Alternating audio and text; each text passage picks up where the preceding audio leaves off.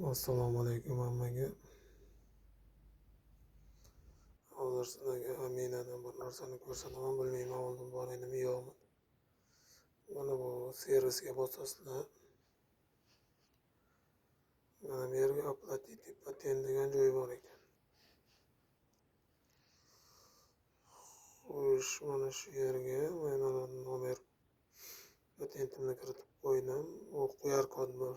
Patentingizni sizlar birinchi marta kiritgan bo'lsangizlar, QR kod patent bilan mana shunday sknerga qilasizlar, mana patentlaringizni danisi chiqadi. Keyin oplатить bosganda men уже saqlanib qo'ydim. Birinchi imya, familiya, otchествоni yoz deydi. Keyin mana bu yerga отметка qilasizlar, mana 10 000 rubl. Men уже to'laganman. Sber onlayn bilan. Keyin mana bu yerdan dalilni bosasizlar. Mana bu yerga yozasizlar. Birinchi nomer naциональный паспорт укажите, номер вашего национальный паспорт. Это необходимо делать то, что понятно, что платеж принадлежит вам. Mana bu yerga короче kirasizlar, lotincha bilan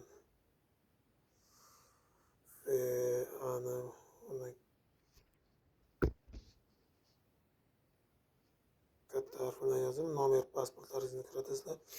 Keyin dalilni bosasiz. Keyin mana bu ikkovini отметка qilasizlar.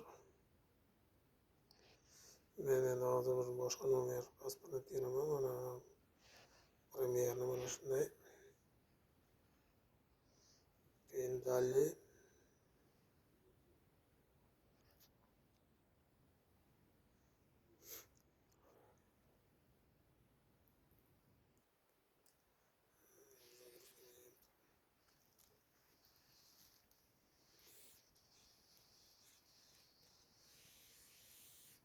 Bu yerga nomer kartani kiritasizlar, oyini, uni orqasidagi kodni uchta.